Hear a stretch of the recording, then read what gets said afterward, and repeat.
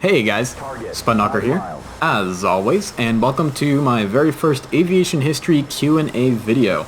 And we've got some really great questions to work with here, and hopefully if you guys like this video and you like this format, maybe in the future we can create a series of aviation history Q&A videos.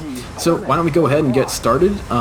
Aviation history is of course a very complex topic and is one of the youngest studies of history that is around, because aviation has only been around since the Wright brothers in 1903, and it has just gotten more and more exponentially complicated as aircraft and technology advances and it gets more complicated itself. So it's an incredibly complex topic. I'm going to do my best to answer these questions with as minimal research on my side as possible, just to kind of test my knowledge here.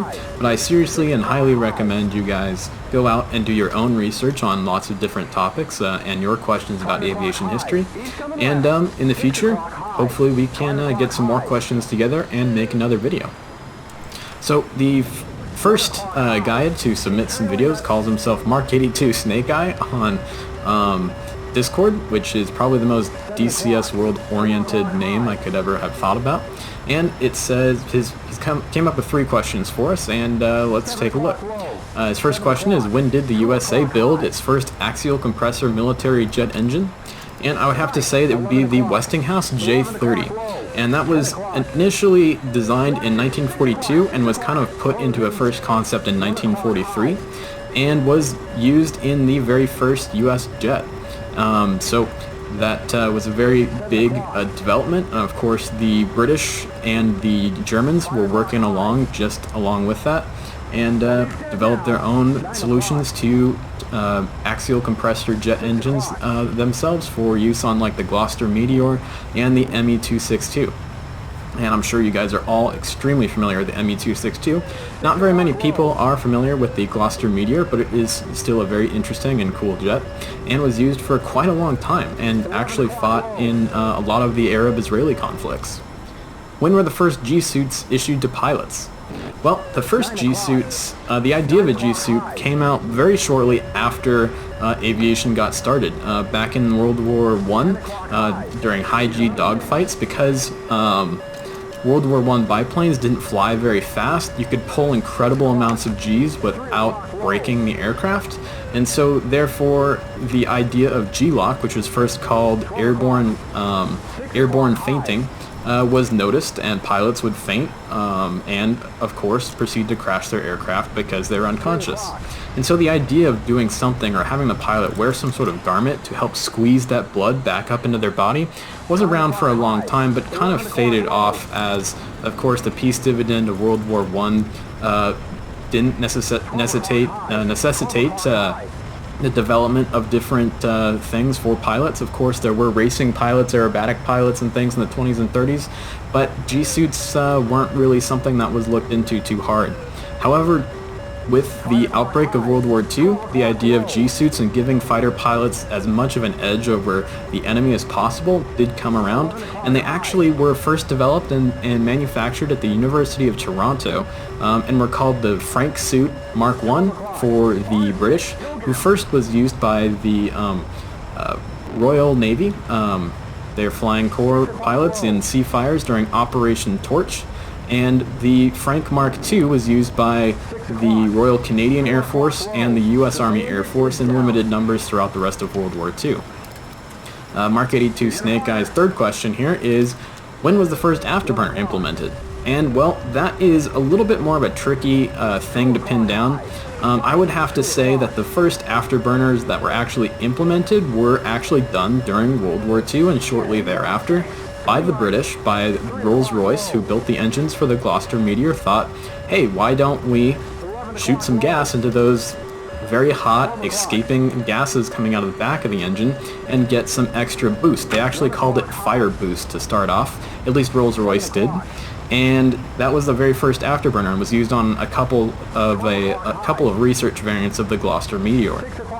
I'm not sure how much performance boost those early afterburners gave aircraft, but they became, of course, as we all know, very standard equipment on most military fighter aircraft and even attack aircraft.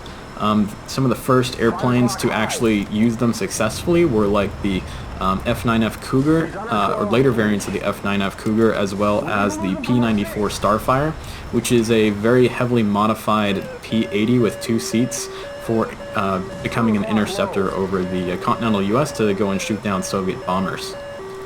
Aviation 360 says, well, I'll submit a question. How long have you been playing DCS? Do you enjoy making videos, and do you like giving away modules? Well, yes, and so far, yes. This is my very first module giveaway that I've been doing through the screenshot competition, so we'll see how it goes. So far, it seems to have been well received and well liked. I've been playing DCS for about maybe 2.5 years now. I had my eye on it, and I really wanted to fly it, but I just didn't have any interest in flying around a super complicated A-10 Warthog. I'm not a huge A-10 fan. I think it's a fantastic aircraft that is 100% needed in the U.S. arsenal for close air support types of situations in low intensity conflicts like the one we're fighting in Afghanistan and Iraq/Syria at the moment. But for me personally, it just didn't have that much of a draw to be flying in a simulator. But as soon as the F18 was announced, and as soon as the Razbam's Mirage 2000 came out, I was like, hey, pointy nose, fast jet, and DCS with those cool graphics, let's jump in and go for it. And I thought the graphics were amazing. That was back in the 1.5 day. The subsequent additions of better Caucasus maps and the F18 and the F14 and the AV8, all these things made DCS World kind of literally a dream come true. Do I enjoy making videos? I actually really do. It's a lot of fun. It's kind of like my personal art project, I guess you could say, and a way to do something very fun and talk about things that I love very, very much. I worked for a long time as a scuba diving instructor and scientific diver, and so I was making tons of videos underwater of sharks, fish, lots of different things underwater, other divers, things like that. And so I was kind of looking for a way to keep up my video editing skills and know-how as I left that kind of arena to go and become a real pilot. And so I stumbled upon DCS, saw some people making some videos, and was like, hey, how can I do that? Started with the very first music video that I threw together with an AV8B, and it got like, I want to say 2,000 views or something like that, and it was just an awfully terrible video, and it just kind of got bigger and better from there. Alright, we'll move on to Muhaja. He says, what navigation methods have been used through the times? And whew, wow, that is a very, very complicated and huge topic to talk about. I would say that, let's try and do something here with this question, is I would say that ye olde compass is a big one. The idea of pilotage is incredibly important and comes back through the very first use of airplanes in the military, as well as air carriers, long distance flying, things like that, of being able to look at a map, use a compass, find different headings via that compass, as well as then find landmarks on the map and correlate that to landmarks you're seeing in order to find where you are and fly that way. It's very similar to how sailors on ships and navigators on ships used to do things. It's very much the same. A lot of nautical terms are used in the parlance for navigating with an airplane. So they're both very similar, but of course they diverge, and what new types of things have very helped pilots as well as sailors get around the Earth, of course, as I'm sure you guys all know. Sanders says, what radio, radar, other navigation methods have been used, and why did they succeed, fail, fall into disuse? Well, one thing that a lot of people don't know is that Nazi spies actually set up radio beacons in the UK to help guide German bombers, usually Do-17s and HE-111s, to their targets. The Nazis also used a very early form of LORAN to shoot beams, radio beams from the coast of France and the Low Countries that these bombers could then follow. And these kind of older methods of radio-based communication then navigation kind of moved into more advanced systems like TACAN, or tactical air navigation, as well as increasing the the usage of LORAN, which basically LORAN is a very long distance beam in a straight line that an airplane can follow. TACAN, of course, we all know TACAN from DCS world, and it's actually been around for quite a long time. Most people don't realize that it's 1950s technology. And LORAN was used quite a bit during the Vietnam War, especially for guiding specially equipped F4s who would lead formations of other F4s and even sometimes formations of B-52s and other larger aircraft.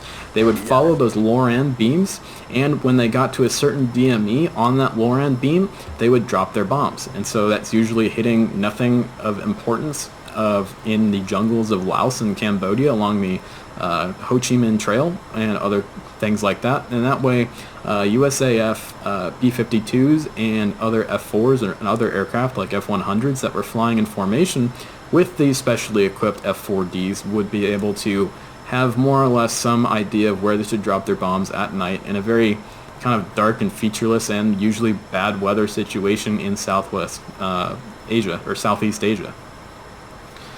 So, like I said, those two questions are just so huge. I could spend hours talking about them. So why don't we go ahead and move on to Looper. How about talking about the Mariana Islands history to pump us up for the release of this new free map? Well, it'll be a very cool map, and I'm very excited about it. It'll be a great place for Chinese aircraft carriers and American aircraft carriers and Russian aircraft carriers to play together and fight each other and sink each other and drop some bombs on some islands. I think it'll be very cool. I've been wanting a tropical kind of based map in DCS World for a long time. I think it'll be very cool, especially with the graphics in DCS World, to have something look very, very nice and very cool in terms of a tropical landscape. I was hoping more for maybe like the Solomon Islands or something like that, more World War II based and more islands, as well as maybe even like Venezuela. That'd be kind of cool. Or Vietnam. Vietnam would be probably the best DCS World map of all time, especially if we get an F4. But Mariana Islands, of course, you know, you've got Guam, Tinian, Saipan. Those are all very, very much big battlefields during World War II, and in the current time is a very important strategic hub in the middle of the Pacific for the United States Air Force, as well as the Navy, the Marines, really the U.S. military as a whole, and would be a big focal point if there was ever an issue with China becoming too belligerent and potentially attacking Andersen Air Force Base on Guam, or if, say, the Chinese decided to finally throw up the balloon and say, we're going to invade the Republic of China. And so they invade Taiwan, and probably a lot of those aircraft from the Taiwanese Air Force that would actually survive would probably fall back to the Mariana Islands, and specifically Andersen Air Force Base, as well as that would be a jumping off point for U.S. forces coming back to help retake Taiwan or the Republic of China in some way to push the Chinese out. And so it's a big focal point, and it's an interesting place for them to choose because it's not much of a land area, but the specific place that it's in is a very, very hotly contested and very big strategic position. So it can be very cool. I'm actually very excited for it, and I think it'll be really great. And be a great place to show off the new Chinese asset packs. One thing that I don't know if DECA has stated that they will or won't create this AI asset, but I think one asset that has to absolutely be with the Mariana Islands map is either a Soviet or Chinese version of the Tu-16 Badger bomber. The Chinese still use the Tu-16 in the form of the Harbin H-6, and they're basically their long-range maritime patrol aircraft, their long-range maritime interdiction aircraft in the form of big missiles that they can shoot off them at things like aircraft carriers and other shipping, as well as just a long-range bomber in general. And that would be something that would be very, very much at home and very important for any kind of situation that a mission maker could want to make around the Mariana Islands for a modern time thing. Okay, let's move on. Sander here says, what was the most deadly fighter plane of all time? And to add to that, who is the best fighter pilot? Well, if we take this question right, completely on its own, I would have to say that the most deadly fighter plane of all time in terms of high numbers of kills made by that aircraft itself, I would have to say would probably be the Messerschmitt Bf-109. I think that there is probably no other aircraft around that can compare to the number of kills racked up by the Bf-109, as well as her pilots who flew her in the Luftwaffe during the Spanish Civil War and all throughout World War II. And the Bf-109 flew in various forms with the Spanish Air Force and even the Israeli Air Force, if you can imagine that, into the 50s and even the early 60s in terms of the Spanish Air Force, which was very much behind the times.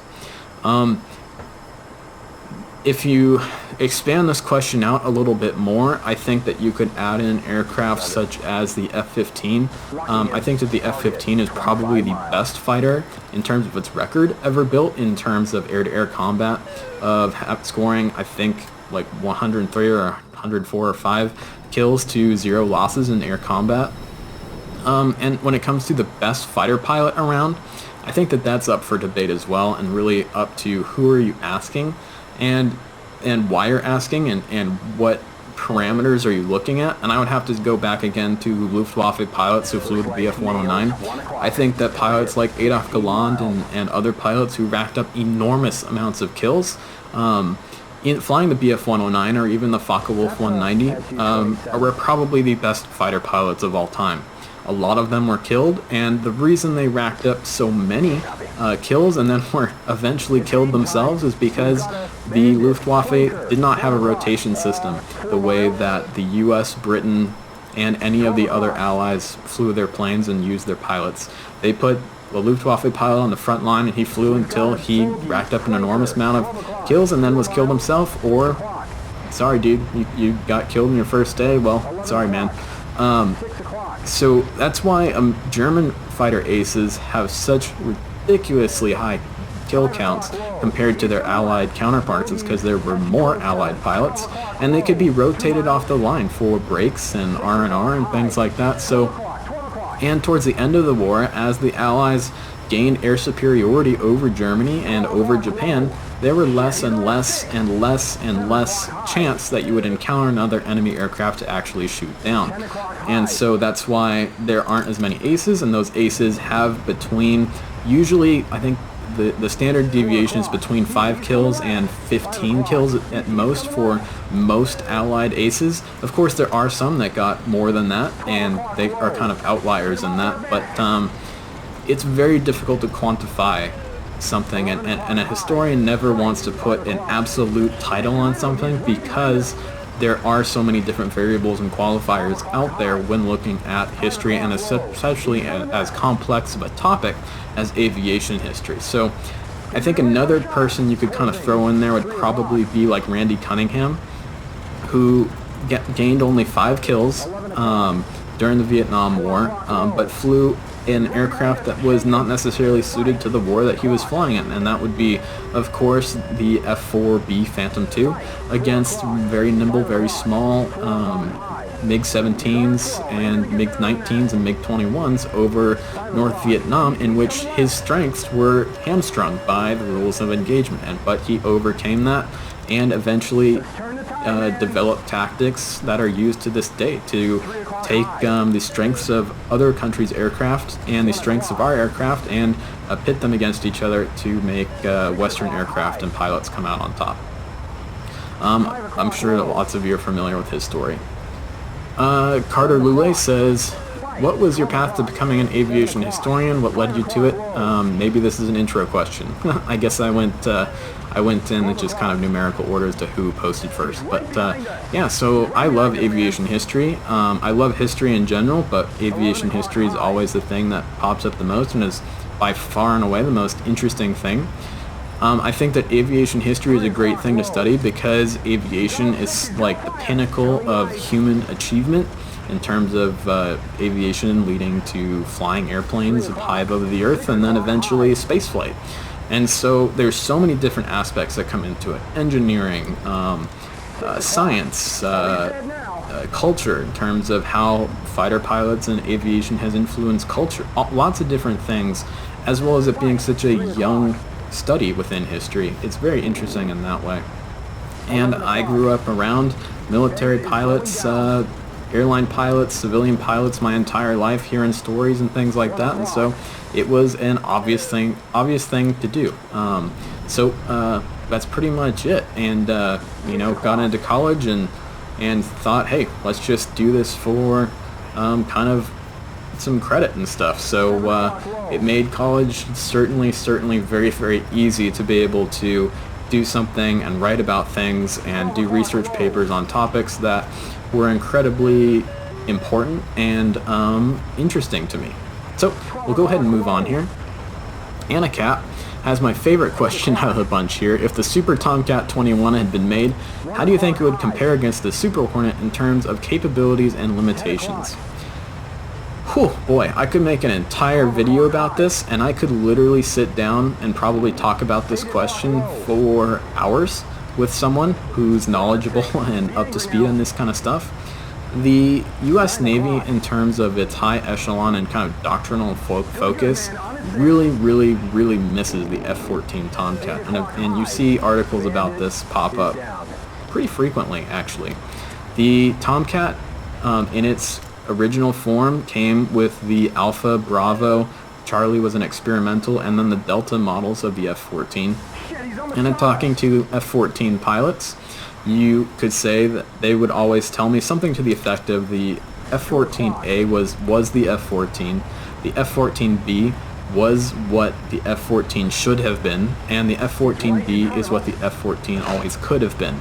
And then, of course, the Super Tomcat 21 is just another level on top of that.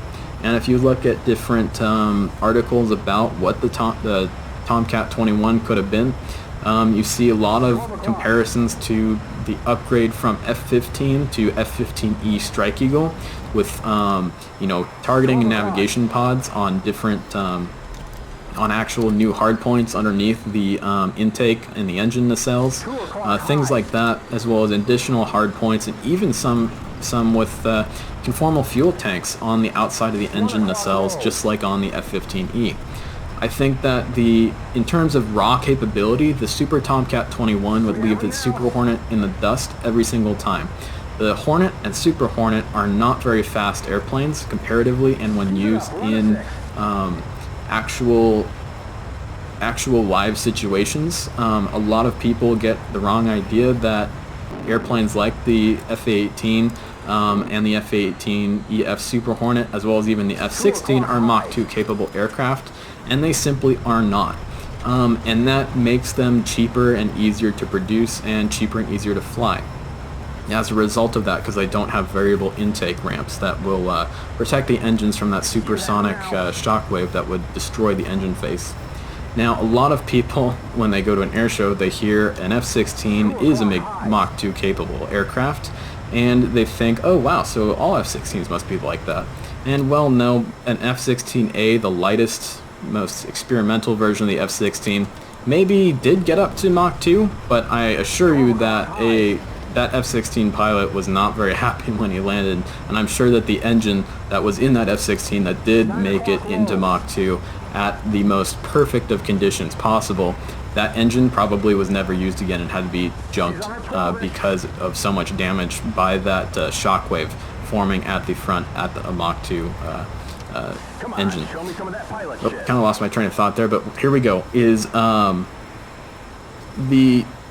thing that the Tomcat has going against it, and it's one of the things that the F-15 has going against it, is its complication. Being a Mach 2 capable aircraft brings a lot more complication than the non-variable intakes that you see on the Super Hornet and the regular Hornet, as well, or Legacy Hornet, as well as the F-16.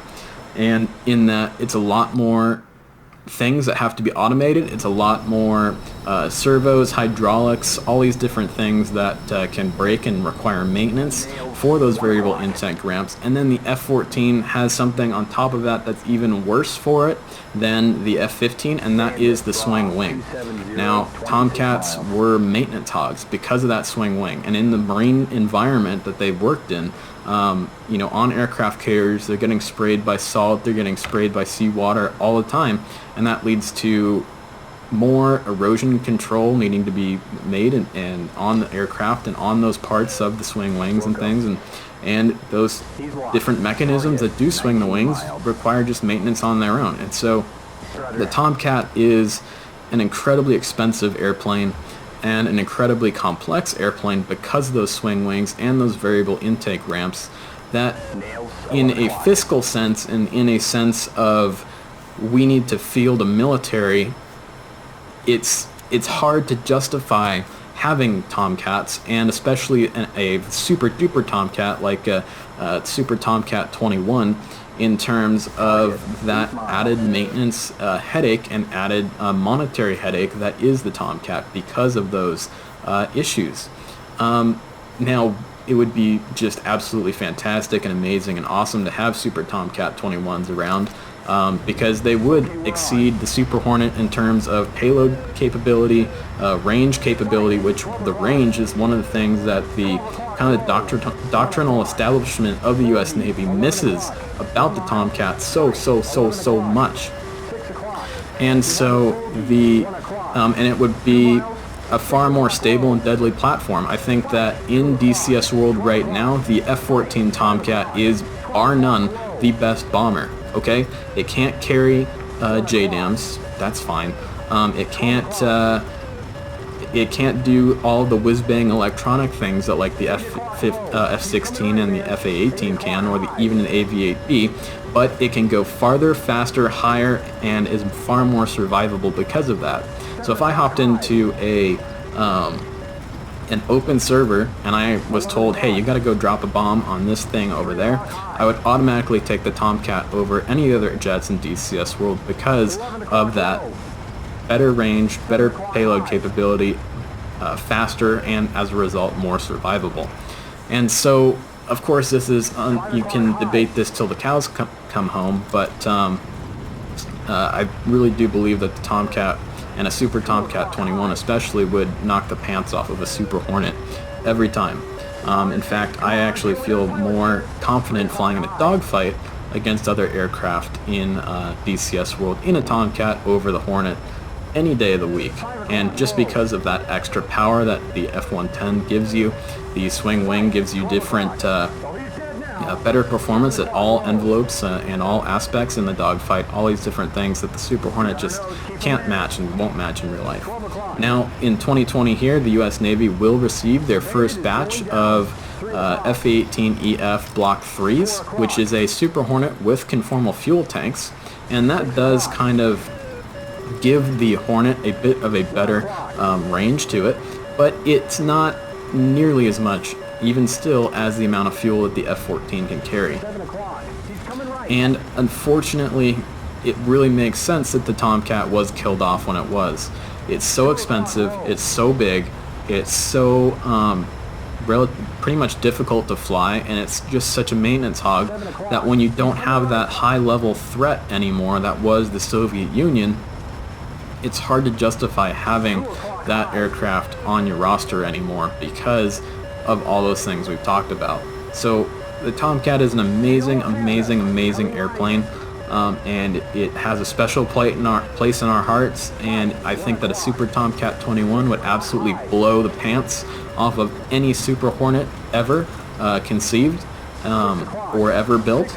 But in the world in which we inhabit and the world in which we live in here, I just don't think that a Super Tomcat 21 would ever be a possibility or would ever come to fruition in any way.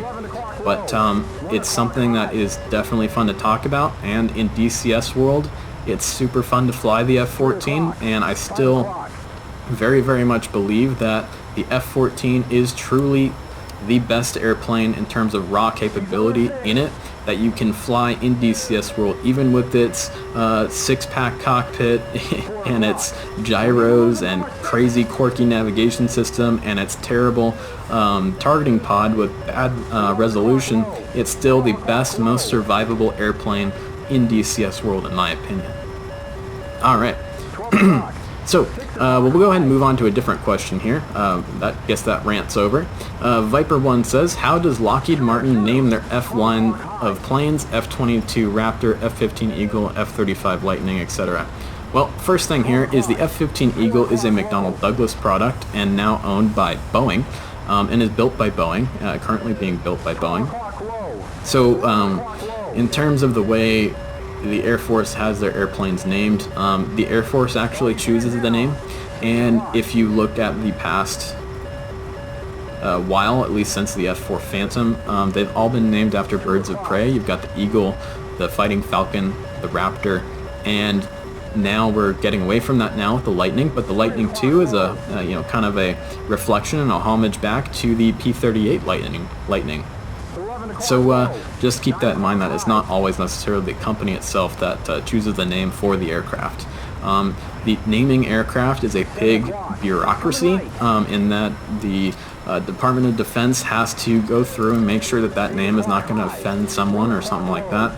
And that's why every once in a while you see some brouhaha about U.S. Army helicopters being named after Native American tribes, is because some person will come up with the idea that it's offensive to name helicopters after Native Americans, in which it's completely untrue, because all of these Native American tribes are always consulted and always talked about. Hey, we've got this new helicopter, we'd like to name it after your tribe, what do you think? And almost always they say, heck yeah, that sounds awesome, thank you. That's a great way to honor our ancestors and the warriors that our ancestors were. So it's a very large production to come up with a name for a military aircraft with as big of a bureaucracy as the DoD is.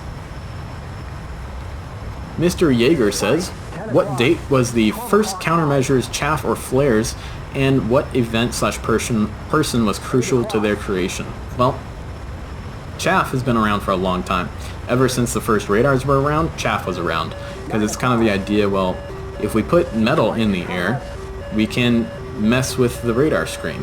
And that's why you get, especially in the early years of the war, when RAF Bomber Command would send large flights of bombers to go bomb Germany, especially in like the phony war period of 1940-ish, you would have large flights of these bombers do nothing but drop a ton of chaff over the North Sea or over the English Channel in order to bloom out and confuse German radar, early warning radars, in order to allow these bomber streams to get through into places that the Germans may have not been expecting them, because they couldn't see their entire flight path through the English Channel or the North Sea, etc.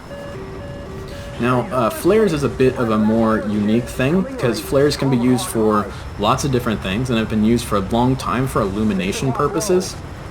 For, say, you're getting attacked on the ground and a flare ship flies over and drops a bunch of flares, so that way you can see the bad guys that are coming to attack you on the ground.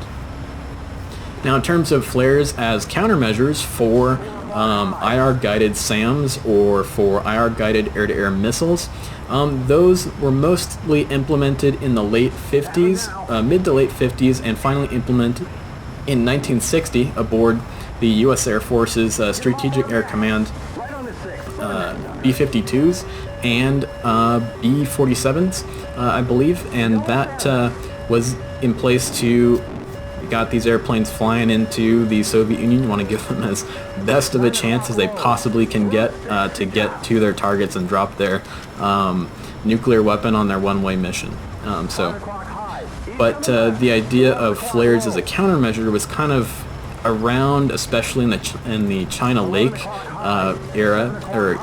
area, and with those scientists and those weaponeers out in the China Lake ranges and things, as soon as they created the first AIM-9s.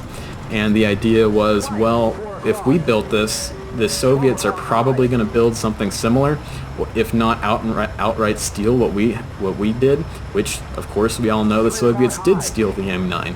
And AIM-9 hit the back of a Chinese MiG-19 and didn't explode. It got lodged in the tail. They flew back to China, made a landing, and the Chinese went, hey, look at this thing, and then gave it to the Soviets, and boom, the AA-2 ATOL was born just a few short months later.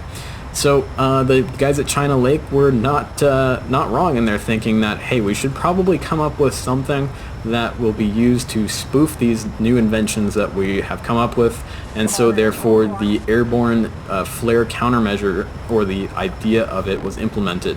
And these originally were very large systems, and that's why they were first implemented on the B-47 and B-52, and later were miniaturized and made small enough to go onto aircraft like F4s, F100s, F101s, A6s, A7s, you name it. It's got flares on it, and especially just like the afterburners topic we talked about earlier, the idea of an afterburner being a standard thing on the fighter jet these days. Chaff and flare countermeasure systems are a standard piece of any modern fighter aircraft, and it's just one thing that it has to be on there, or it just doesn't make sense. Alrighty, Dark Shadow asks the question: what are your thoughts on the unique Dassault Mirage or Dassault Mirage family, and how it has played its role in aviation history? Well, the Mirage family of airplanes is very, very cool family of airplanes. Most of them are delta wing, and were delta wing for a long time until until you got to the Rafale. And the Rafale is of course still a delta wing, but it does have canards in front of it. But most Mirages, save for the Mirage F1, are straight up delta wing airplanes with no separate horizontal stabilizers in the form of canards or stabilators in the back at all.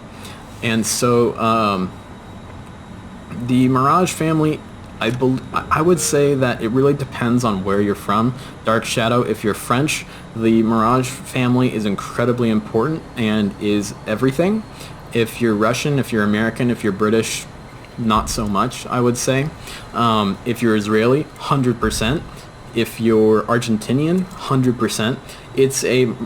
It's a family of airplanes that were incredibly important in very isolated kind of incidences. So the Mirage family, of course, is one of, like, especially the Mirage 3, and then the Israeli-derived versions of the Nashir and Kafir were incredibly important to the Israelis. You know, it helped establish and maintain air dominance over Israel, and without that, Israel may not be here. And of course, the French have incredible national pride with the Mirage family, and it's also interesting to note that Mirages have found their way onto the red side quite frequently, in terms of Mirage F1s being sold to Iraq, and those surviving Mirages from the Gulf War fleeing to Iran and now being inducted into the Iranian Air Force. So it's a very interesting subtopic of aviation history, the Dassault Mirage family, but I don't think it has that outsized huge role in aviation history. But for me as a historian, I've always found these smaller parts, the lesser known parts of aviation history, to be the most interesting. And so to me, like the use of the Mirage F1 AZ and CZ versions by the South African Air Force during the border wars and the Bush wars are incredibly interesting to me, and I would kill to have a Namibia and Angola map in DCS world with a Mirage F1. I think that would be very, very cool and very, very interesting place to fly, and it would educate people on a piece of aviation history that most people know absolutely nothing about.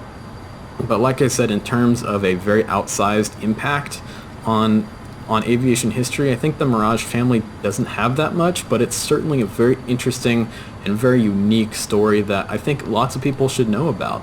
But if you compared the impact of the F14 or the F15 against the Mirages, not so much, you know. But that doesn't mean Mirages are bad or anything like that. I find them incredibly interesting and incredibly cool. But like I said, so we'll move on to Enigma. He asked, what did the Eurofighter Typhoon replace in the RAF? Well, everything. The RAF, due to lots of different political reasons and budgetary reasons, has been stripped and absolutely devastated in terms of a force, just like the Royal Navy Naval Aviation has, unfortunately. And Initially it was supposed to replace most of the versions of the Tornado, things like the Jaguar, and I think even some very late versions of the Lightning, and even some very late versions of RAF F4s that were still hanging around there. That was the original intent, but now the aircraft is such a fantastic multi-role aircraft. It's an interceptor, it's a air superiority fighter, it's a bomber, it's precision strike aircraft rather than bomber, I should say. It really has replaced everything. I believe there are still a few Tornado squadrons hanging around, but the Typhoon originally, especially in the early tranches in its early production tranches, the Typhoon replaced initially, because it was only an air-to-air capable aircraft in those original production aircraft, the Tornado IDS, which is the interceptor variant of the Tornado. And then as the tranches of the Typhoon became more and more capable, the aircraft replaced more and more aircraft within the RAF. And will eventually here, if not already, become the only aircraft flown by the RAF. Noco asks, how do companies like Lockheed Martin, McDonnell Douglas, Boeing, Raytheon, and others come together to make an airframe? Well, companies and private companies work together all the time for creating different products, not necessarily limited to aircraft. And there's lots of different ways they go about doing that, different agreements and contracts and things like that. But one interesting kind of idea of how two companies came together to build an aircraft that is kind of more of a specific story I can relate to you guys is the F-18 Hornet. Now, of course, many of you guys know that the F-18 Hornet came from the Northrop YF-17. I believe they even called that, YF-17 Cobra, which was a competing against the Lockheed Martin F-16 YF-16A for the spot of becoming the new lightweight, cheap U.S. Air Force aircraft. And the U.S. Navy was also looking for a light and cheap aircraft to complement the F-14 at the time, and the YF-16 was just something that could never, ever be adapted to use on an aircraft carrier. The span of distance between the main landing gear on the F-16 is far too small, and at that time the U.S. Navy would never agree to adopt a single-engine aircraft, and that has only really been changed since in the very modern era here with the F-35. And so thus the U.S. Navy went to Northrop and said, we want your airplane in the guise of the YF-17 Cobra, but you guys have no experience making a carrier-borne and capable aircraft, so please go work with McDonnell Douglas on how to make the YF-17 Cobra a carrier-capable aircraft, because of course McDonnell Douglas has plenty of experience making carrier-capable aircraft in the guise of the F-4 Phantom and others, and the YF-17 Cobra was eventually upscaled and made into the F-18A Hornet that we all love and appreciate. And the F-18's, because it was built by two different companies, the F-18's development and initial production run was plagued by budgetary issues, infighting between the two companies, as well as lots of political issues in terms of funding from Congress, because Congress was saying we're making and giving money to the F-14 program, and that's taking so many millions and millions of dollars, and now you want us to give you more money for a different airplane that is not as capable. And so that came up to a bunch of blows that way, and the F-18 was almost canceled a number of times. But in the end, Northrop built quite a bit of the aircraft. I believe that Northrop was responsible for building most of the center barrel, which includes most of the structural parts, the fuselage of the aircraft, the nose of the aircraft, the cockpit of the aircraft, and then McDonnell Douglas built the landing gear, the wings, the tail, and anything else. And then they were brought to a single production facility in which those two different parts were mated together to make a real live F-18 Hornet. And one interesting kind of topic about the F-18 that most people don't know is when it was adapted from the YF-17 Cobra to the F-18 airframe, the Lexes on the YF-17 actually had gaps between the Lex and the fuselage, which allowed clean air to flow through and give the vertical stabilizers clean air. And when McDonnell Douglas went back and did a redesign of the F17 Cobra to make it a carrier-capable aircraft, they filled in those gaps between the Lexes and the fuselage. This created a very big problem with the initial F-18s in that dirty, swirling vortex air was coming off of the Lexes and hitting the vertical stabilizers, and thus it was cracking the vertical stabilizers. And if you look at pictures of a lot of older F-18s, you'll see big bolted-on slabs of metal on the base of the vertical stabilizers to help prevent that cracking from happening and give some extra strength to the vertical stabilizers. And to correct that problem, they went back to the wind tunnel and added the Lex fences that you see on F-18s to this day. Is that little bolted-on fence on top of the Lex that allows clean air to be brought to the vertical stabilizers so you don't rip them off. So when you have two different designs from two different companies coming together, it can create some kind of weird issues that most people won't foresee. So it is definitely a difficult thing to do, but it does happen, and it can be very interesting, give us some very interesting aircraft as a result. Alrighty, Dusty Reeboks asks, how was the idea of stealth tech first discovered, and who set using stealth technology in aircraft in motion? Well, the idea of stealth technology and the idea of spoofing radars through the shape of an aircraft is as old as radar technology itself. The idea of sending waves out from an emitter that then bounce off of an object and are recaptured by said emitter in it or that ground station, and thus timing the delay between emitting and receiving that signal, and forming that into a picture, a three-dimensional picture of where that object is in space and time, gives rise right away to the idea of stealth and shaping an aircraft so that those radar beams and waves don't get bounced back to that receiving station. And this was first implemented by materials construction during World War II. In fact, that the de Havilland Mosquito was made mostly of wood, and the British realized, hey, we can't see our own mosquitoes flying around, so it's probably a good probability that the Germans can't see mosquitoes flying around very well on their radar sets.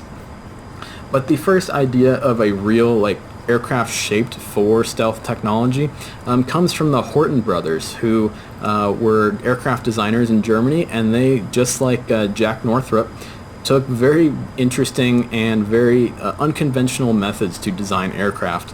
And the Horten brothers were all about tailless aircraft and flying wing aircraft, very much how Jack Northrop was interested in this idea.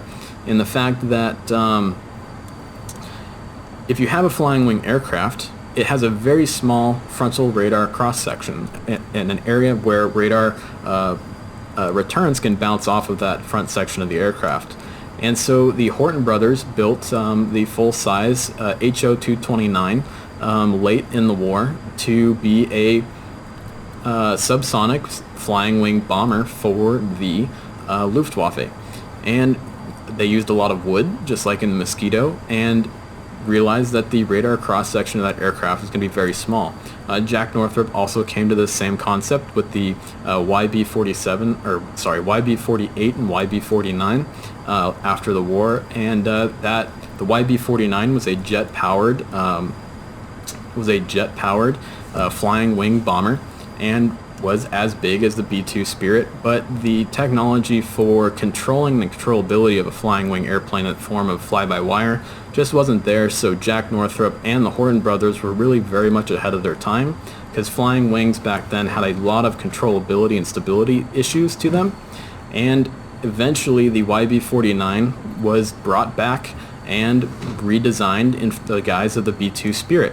They're the same size, they're the same width, they're the same height, everything, but brought to modern specifications. And in fact, before Jack Northrop passed away, he was a very, very old man, he was allowed to go and see the B-2 Spirit and see that his life's work in the guise of flying wings was not for naught. and that eventually technology caught up, and the B-2 Spirit is still around and still flying, and is truly Jack Northrop's legacy, and was very much a natural evolution of this idea of stealth design. And of course we could get into Have Blue and all of the F-117 projects in the Lockheed Skunk Works projects, but of course that's another big can of worms, and warrants a whole nother video in and of itself, and I'm sure you guys are seeing that I'm not covering everything. It would be impossible to cover everything here. Stiggy says, how about the aviation threat and response for minor nations during the later stages of the Cold War? I'm not exactly sure what exactly he's asking here, but I would say that a lot of countries went with either Western or Eastern aircraft designs. Very few countries in the world actually design and build their own aircraft. I would say that as of 1990, or even like 1985, the only countries that were really designing and building their own military aircraft were the U.S.A., Canada to a very, very, very small extent, the U.K., France, Germany again to a very, very small extent, and the USSR and China. And so all countries, whether they were aligned with the East or the West, would pretty much buy the aircraft or be given aircraft from the larger powers. The only aircraft that are around that were from smaller nations were things like the FC-1K Chuoko. I'm butchering that, but from the Republic of China, because they were not able to procure aircraft from the U.S. anymore due to issues with China and diplomatic issues with communist China. The Japanese actually took a crack at making their own fighter jets for a while there in the guise of the F1, the Mitsubishi F1, and I think there's even a Mitsubishi F3, but most countries relied upon the larger powers because building a military aircraft is an incredibly huge endeavor, and is truly one of the pinnacles of human achievement in science and technology. So, like I said, it's very difficult. So we'll go ahead and move on to another question here. Burpee. I bet he's ripped if he's doing burpees all the time. How about a completely unbiased look at whether it was a Spitfire or the Mustang which really won the war, or even a different aircraft altogether like the Hurricane or P-47? I mean, I guess it comes down to opinion at the end of the day, and personally, being British, mine is always going to be the Spitfire, especially since the Mustang used the Merlin engine. I really don't think that you can pin it down to any one thing. I would say that if you had to come up with an aircraft that won the war, I would probably consider more or less a bomber rather than a fighter. And I would say that those bombers would be either the Lancaster, the Liberator, or the Flying Fortress. And that is simply because they were the ones actually dropping bombs and putting bombs on targets in Germany, which wore down the industrial strength of Germany to the point where they would lose the war and eventually succumb to pressure from the Soviets on the ground and the Allies from the West in their bomber offensives, and finally their invasions of Normandy and Western Europe. I think that fighters they're more glamorous than bombers, they're more interesting than bombers, but the real credit needs to go to the bombers and the bomber crews. Those guys really are the ones who are sacrificing their lives and putting their lives in the most dangerous spots there were, and they were the ones who really were eroding the industrial base of Germany. Now, towards the end of the combined bomber offensive against Germany, when the Allies had more or less won air superiority over the battlefield, the fighters could break away from the bombers more often and then do bomb and strafe themselves on different targets of opportunity they found across Western Europe, and that definitely was a lot of help to the Allies. And I think if we had to absolutely look at a fighter that contributed most to the combined bomber offensive, that would 100% be the P-51 Mustang, or even the P-38 Lightning or the P-47 Thunderbolt, because they did have that range, especially the Mustang, have that range to be able to go out with the bombers and then come home with the bombers in order to protect them and put those bombs on the industrial base of Germany. Now the Spitfire is incredibly important, far more important than any other aircraft during the early stages of the war, especially in the Battle of Britain. But the war wasn't static. The war changed and was very, very much a dynamic war.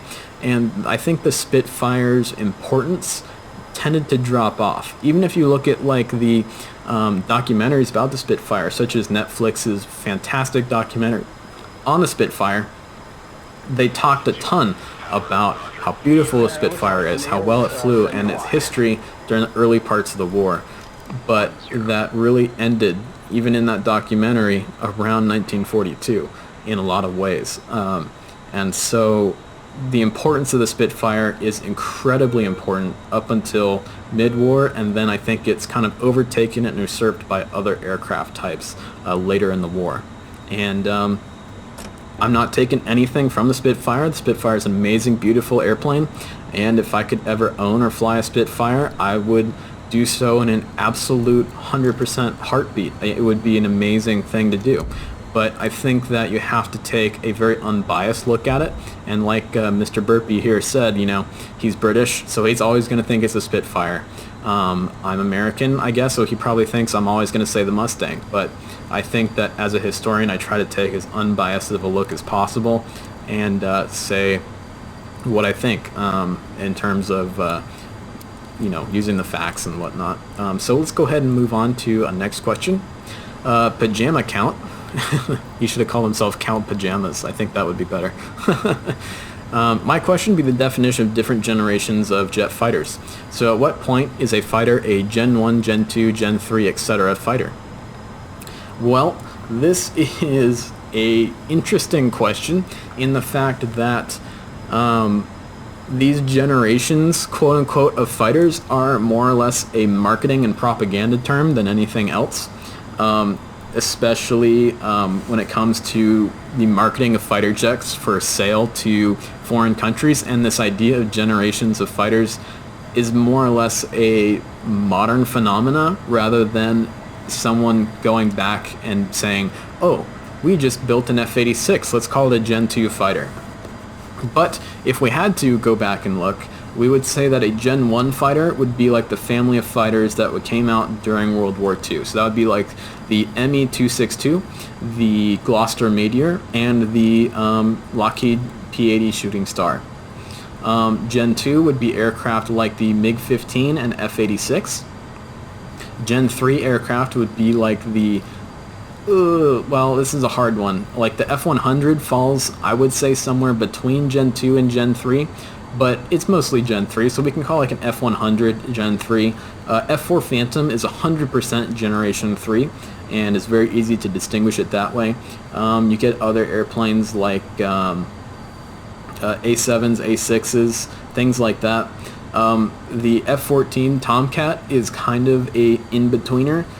You could say it's kind of Generation 3, but it's definitely Generation 4.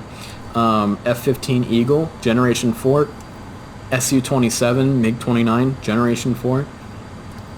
And then, of course, you know, F-15, Generation, F-16, Generation 4, of course. And then the 5th generation is kind of like your stealth aircraft. Your F-22s, your F-35s, your J-20s, and your Su-57s. Now, Sukhoi is incredibly notorious for trying to market their generation aircraft, their Su-30s and Su-35s, to other countries for sale. So they call aircraft with thrust vectoring Generation 4 Plus or Generation 4 Plus Plus. And so you kind of have to look at things with a bit of a grain of salt and realize that this isn't a historical concept. This is a modern concept built looking back at aircraft at when they were built.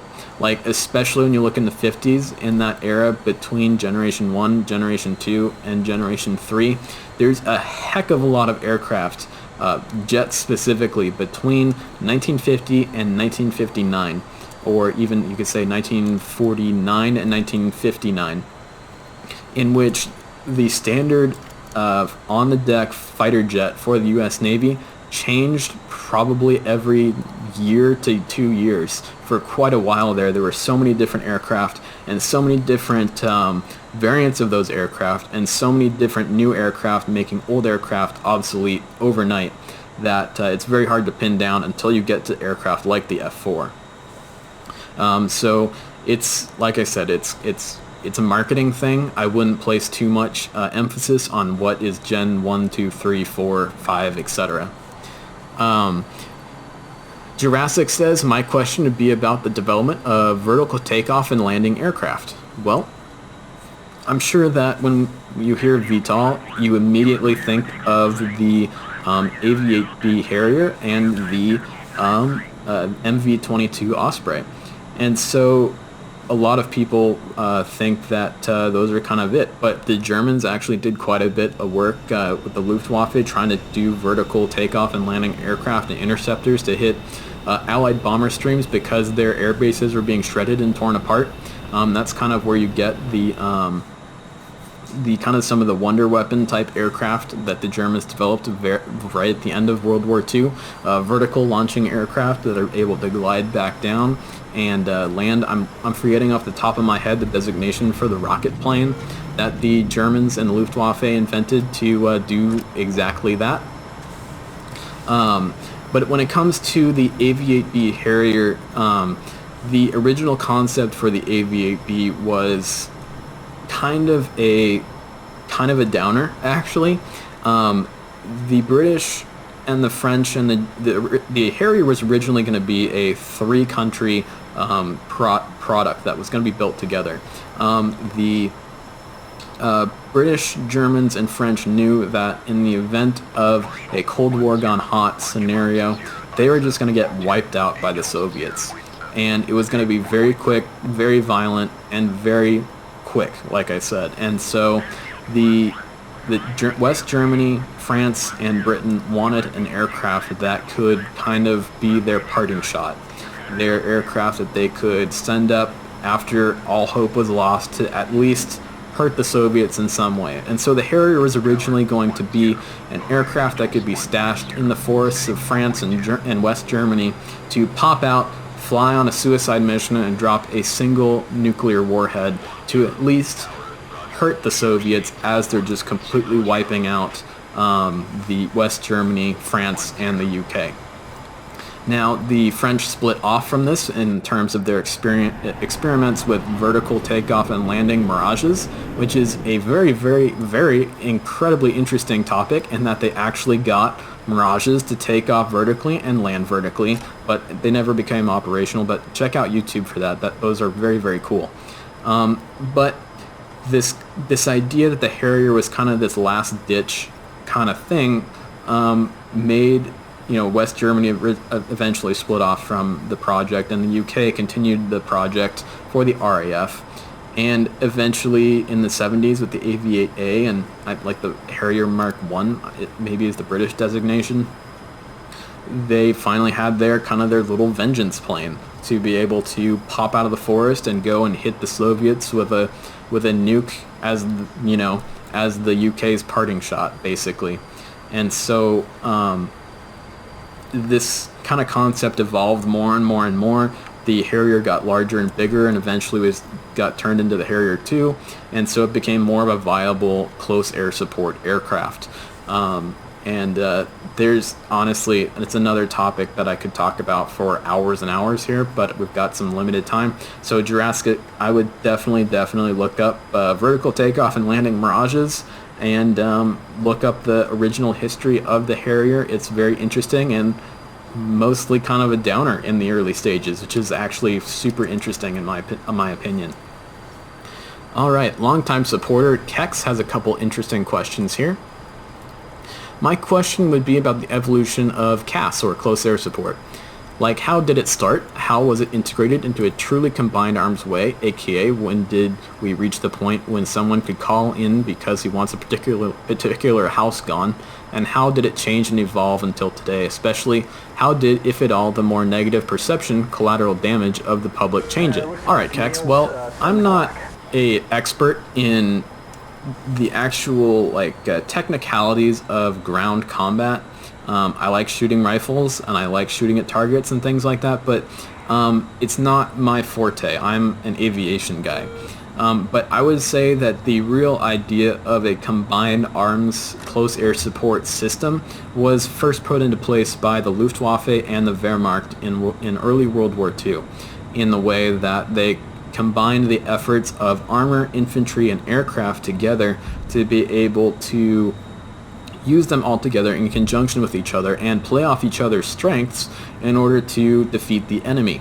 Now, of course, as World War II ground on and Operation Barbarossa came in and things like that, and the Luftwaffe and the Wehrmacht got worn down more and more and more, it created more inter-service rivalries and things like that that led to the degradation of this close-knit kind of system between the Wehrmacht and the Luftwaffe. And that was kind of the end of it for a while. The Allies were okay at it, with infantrymen being armed with large walkie-talkies and things like that they could talk to aircraft in the air in order to give them an idea of where they wanted ordnance. But close air support from the Allies was not all that effective. It was more of a psychological damager to the enemy, especially the Germans. But as things progressed, coordination between the ground and air forces for the Allies increased with spotters, the first idea of FACs being used, whether they're airborne or on the ground. But it's not something that I'm a complete expert in. In the Korean War, I think it was very much similar to the way it was done in World War II. But in the Korean War, with the gigantic, massive human wave attacks done by the Chinese, not much coordination was needed, because when you talk to pilots who flew in the Korean War, they said that the ground and hills and mountains looked like anthills with Chinese soldiers running over them. And so it was incredibly easy to find the bad guys, find the good guys, and shoot the bad guys. You couldn't miss, basically. And then, of course, we have the Vietnam era, which I think is where we get the idea of coordinated CAS on time, on target, when it's needed most, especially when you hear about stories of ground units having to call in broken arrows because they're being overwhelmed, as well as things like AC-47s and AC-130s giving on-call CAS right away to the good guys on the ground. And so things get more coordinated, more tight-knit, and then as history progresses on to right now, things get more coordinated and more tight-knit to the point where air forces and ground forces are very, very well integrated, with being able to shine lasers on targets and use LSS systems on the aircraft to be able to spot those lasers, being able to hand off coordinates wirelessly rather than talk through coordinates, things like that. And of course, this idea of collateral damage that Kex brings up is really just a fact that warfare in the 21st century has been urban warfare. People live in cities, explosions happen in cities, innocent people die. And it's a fact of warfare that gets lost on a lot of DCS World players, I think, because the video game war that we see in newsreel clips has become a video game. And so it's very hard to remember that those explosions that you see on your DDI or your MFD in DCS World are simulating explosions in real life in which real people get killed, even though it looks like a video game in real life. So this idea of collateral damage has brought in the need for smaller and smaller warheads to be more and more targeted, to the point where the CIA has its own version of the AGM-114 Hellfire missile that, instead of a warhead, has giant swords that pop out of it to literally cut someone to pieces with a direct hit on a car or on a person on the street, rather than exploding and sending shrapnel to kill innocent people that are standing by rather closely. So I think that we'll see more and more of those smaller things as warfare turns more and more towards a urban setting here in the 21st century. Alrighty, and Kex also has a second question for us, and it's going to be our final question of the day. And he says, in a gaming community that views planes just by their specs most of the time, the question of why were aircraft made as they were made would be a nice thing to talk about. For example, the impact of doctrine, like GCI for example, in fighter design, and so on. So I think that we talked about this a little bit in terms of talking about the Super Tomcat 21 earlier. There's far more that goes into the designing of an aircraft a lot of times than just making the best absolute airplane we can. The F-14 is a great example of that, in that being an offshoot of the F-111 project, because the Navy rejected the F-111, we have an airplane with the wrong engine in it, being the TF-30 rather than a better engine in it. I think that the F-14 probably would have been better off with the J-79 in it, but they were forced to use a common engine with common parts, so the TF-30 it was.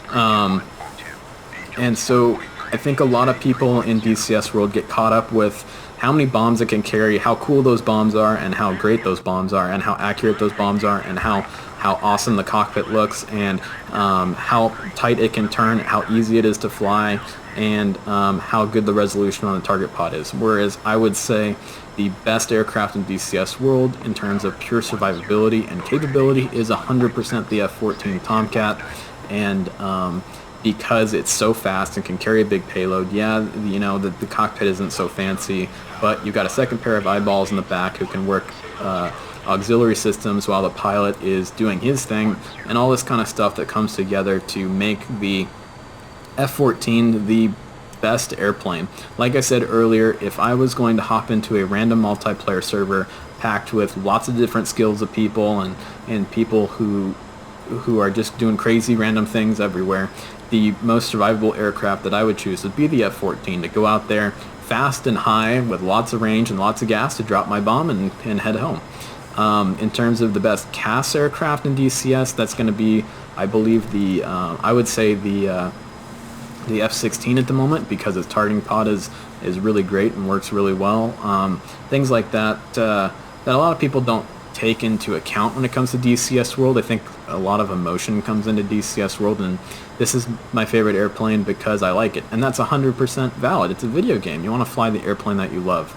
I think in terms of raw capability, the next airplane that will be coming to DCS world that will supplant the F-14 in terms of best airplane in DCS world, in my opinion, is going to be the F-15E Strike Eagle from Razbam, for the reason that you have all the awesome parts of the F-14 in terms of the amount of gas it carries, its speed, its range, well, that goes in with gas, but and its survivability, as well as having two guys in the cockpit with another set of eyeballs, is going to be the F-15E.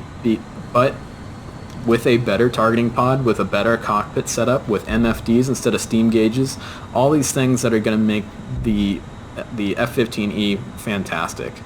But of course, there's no restrictions like there are in real life.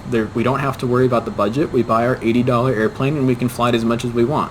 We don't have to worry about maintenance. We don't have to worry about maintenance schedules. We don't have to worry about how much that maintenance costs. All these things that in a video game, it's very easy to lose track of what is happening in real life and all of the different factors that come into what's happening with those aircraft in real life. So that's kind of my take on that. I don't know if that's what you're looking for, Kex, but let me know in the next video, and we'll see if we can revisit that topic.